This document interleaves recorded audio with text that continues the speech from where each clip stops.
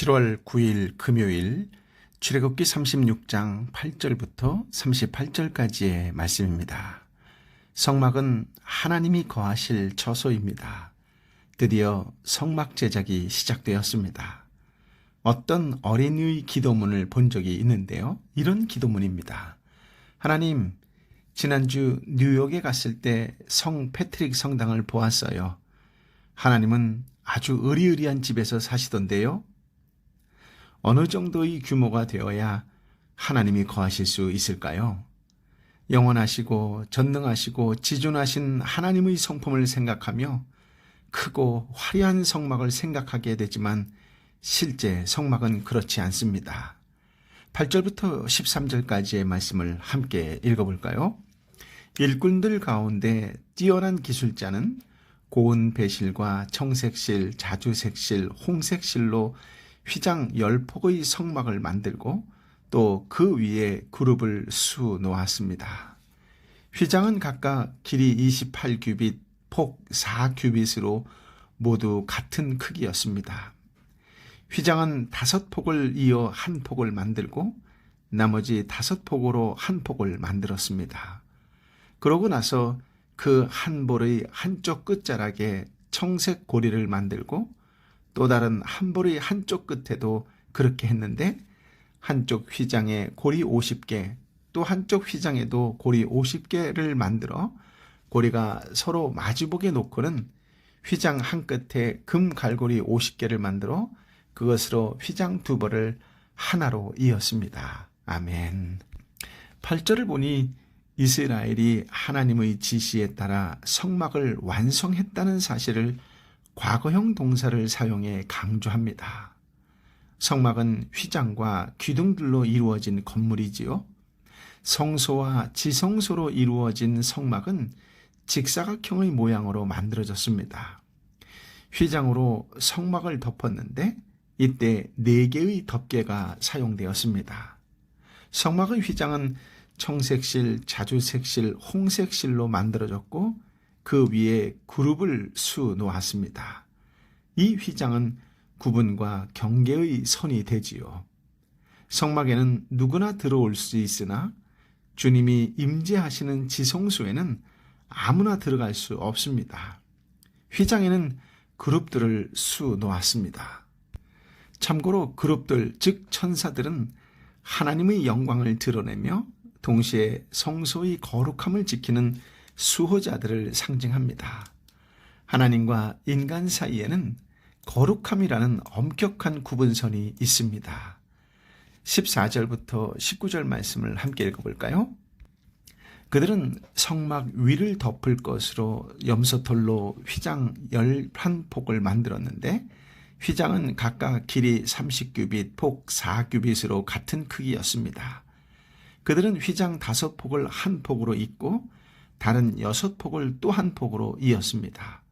그러고 나서 휘장 한 폭의 한쪽 끝자락에 고리 50개를 만들고 또 한쪽의 끝자락에도 고리 50개를 만들고 청동 갈고리 50개를 만들어 두 벌을 하나로 이었습니다.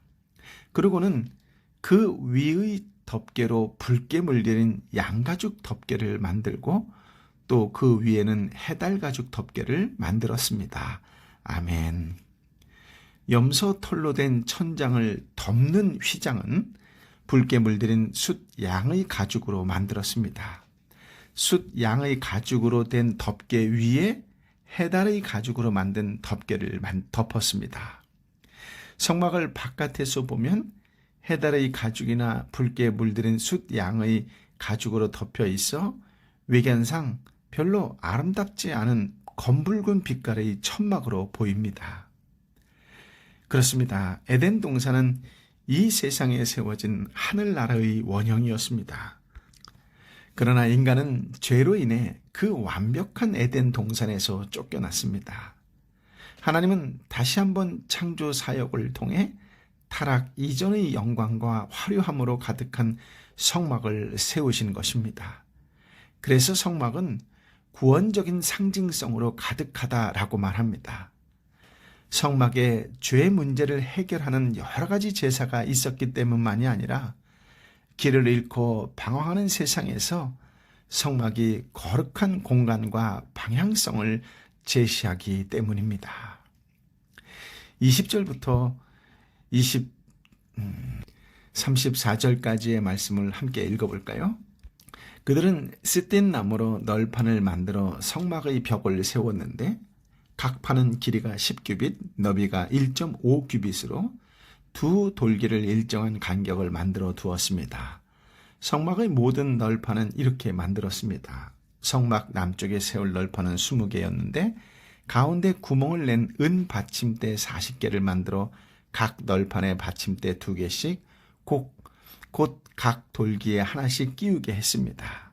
성막 다른 쪽 곧 북쪽에 세울 널판은 20개였는데 은 받침대를 각 널판에 2개씩 모두 40개를 만들어 끼웠습니다. 성막 뒤쪽 곧 서쪽에 세울 널판은 6개였는데 성막 뒤쪽의 양쪽 모퉁이에는 널판을 2개씩 만들어 댔습니다. 곧 이 두 모퉁이에는 널판을 이중으로 대고 고리 하나로 고정시켰습니다. 양쪽 모퉁이에 모두 그렇게 했습니다. 이렇게 해 널판 8개와 각 널판에 은 받침대 2개씩 해서 모두 16개가 있었습니다. 또한 그들은 시띠임 나무로 빗장을 만들었는데 성막 한쪽 벽에 5개, 또 한쪽 벽에 5개, 성막 다른 쪽 곧 서쪽 벽에 5개를 만들었습니다. 그 가운데 하나는 중앙 빗장으로 널판 한가운데를 꿰어 이 끝에서 저 끝까지 질러 고정시키는 역할을 했습니다. 그들은 널판들을 금으로 씌우고 거기에 금고리를 달아 다른 빗장을 끼우게 했습니다. 빗장도 금으로 씌웠습니다. 아멘. 성막을 위한 뼈대로 널판들과 그 빗장, 즉 띠를 만들었습니다. 성막의 벽은 시띠임 나무 널판을 연결해서 만들었는데요. 성막은 일종의 조립식 건물이라고 할 수 있습니다. 이스라엘 공동체가 광야 생활을 하면서 이동할 때 성막 이동도 편리하게 하기 위해서 조립식으로 만들었던 것이지요. 그래서 흔들리지 않고 단단하고 든든하게 서 있도록 만드는 것이 중요합니다. 즉 하나님의 말씀대로 하나님이 보여주신 대로 그대로 만들기만 하면 됩니다. 오늘날 교회는 성막의 영성을 소유해야 한다라고도 말할 수 있습니다. 겉모습은 화려하지만 온전한 사역을 하지 못하는 교회, 손길이 필요한 사람들에게 다가가지 못하는 교회는 성막의 영성을 잃어버린 교회다라고 말할 수 있을 것입니다. 그러므로 오늘날 교회는 유연성, 기동성, 편재성을 지닌 모습으로 회복해야 합니다. 어떤 시련이나 시류에도 흔들리지 않고 든든하게 서 있는 교회의 본연의 모습을 유지해야 합니다.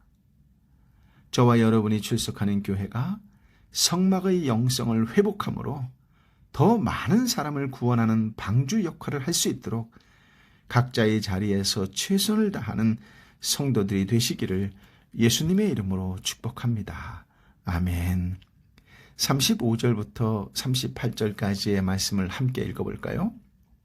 그들은 청색실, 자주색실, 홍색실과 고운 배실로 휘장을 만들고 정교한 솜씨로 그 위에 그룹을 수놓았습니다. 그리고 시띠임 나무로 기둥 4개를 만들고 금으로 씌웠습니다. 그들은 거기에 금 갈고리를 만들어 달고 은을 부어 받침대 4개를 만들었습니다. 성막 문을 위해서는 청색실, 자주색실, 홍색실과 고운 배실로 수놓은 휘장을 만들었으며 그 휘장을 걸 기둥 5개를 만들고 그 위에 갈고리를 달았으며 기둥 머리와 그 띠를 금으로 씌우고 받침대 5개는 청동으로 만들었습니다. 아멘. 성소에는 제사장이 매일 그리고 안식일마다 제사를 드릴 때 들어갔지만 지성소에는 1년에 한 번 속죄일에 대제사장이 들어갔습니다. 이것은 성소와 지성소의 거룩함의 차이 때문이었는데요. 즉 성소에는 제사장들이 봉사하는 예물과 기구가 놓여 있었으나 지성소에는 하나님의 임재를 상징하는 거룩한 언약궤가 놓여 있었기 때문이었습니다. 성소와 지성소는 그 원어의 의미에서도 차이가 분명히 드러나는데요. 성소라는 원어 코데시는 거룩한 곳이라는 뜻이고, 지성소 즉 코데시 하코다심은 거룩한 곳들 중에 거룩한 곳이라는 의미를 지니고 있습니다. 지성소를 휘장으로 가리운 목적은 외부의 세속적이고 죄악된 요소로부터 하나님의 거룩성과 영광을 온전히 보존토록 하기 위해서였습니다. 이 휘장은 예수 그리스도의 육체를 예표하는 것으로서 훗날 예수 그리스도께서 십자가에서 운명하셨을 때 이 휘장은 둘로, 즉 위에서부터 아래로 찢겨졌습니다. 그 덕으로 오늘날에는 제사장과 일반인 사이의 구별이 없어지고 누구든지 하나님께 나아가는 것이 가능해졌습니다.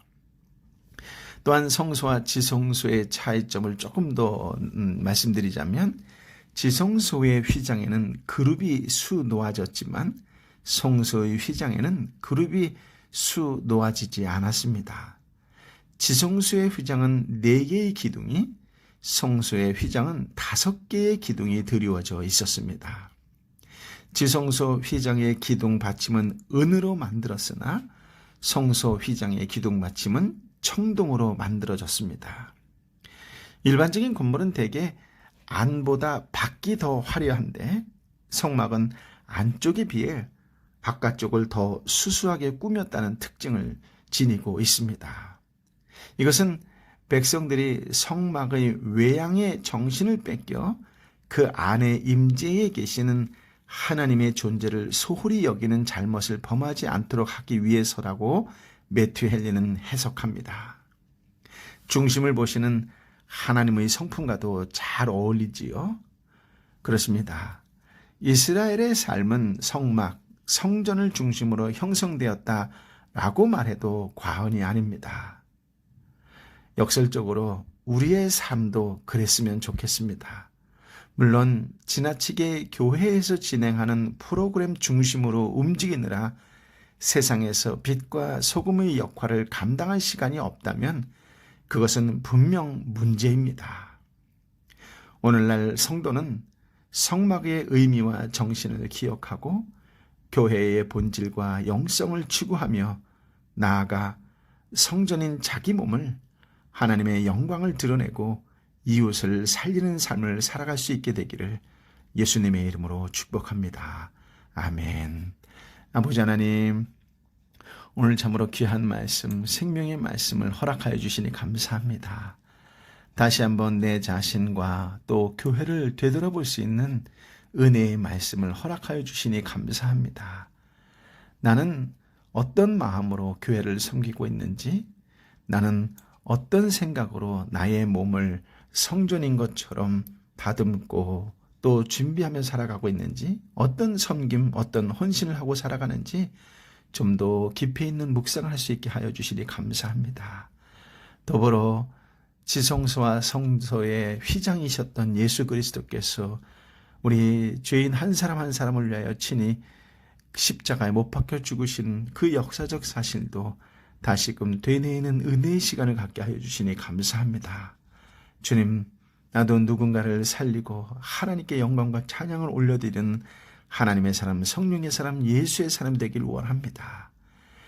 긴 시간을 묵상하는 출애굽기를 통하여 더욱더 성막의 의미를 알고 정신을 기억하여 전국에 하나님께서 원하시는 그런 성도로 살아갈 수 있도록 다시금 결단하고 또 결심하오니 주님, 흔들리지 않고 어떤 상황, 어떤 환경 속에서도 주님만을 바라보는 믿음의 사람이 되게 하여 주옵소서.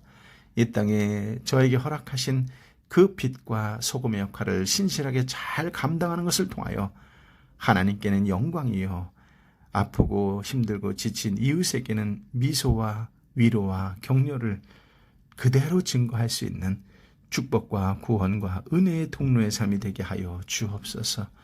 오 성령이여 임하여 주옵소서. 오 성령이여 나의 삶을 통해 하나님의 성품을 드러내는 믿음의 사람의 삶이 될 수 있도록 성령이여 임하여 주옵소서. 육신의 질병으로 아파하고 힘들어하는 영혼 가운데에 임하여 주옵소서.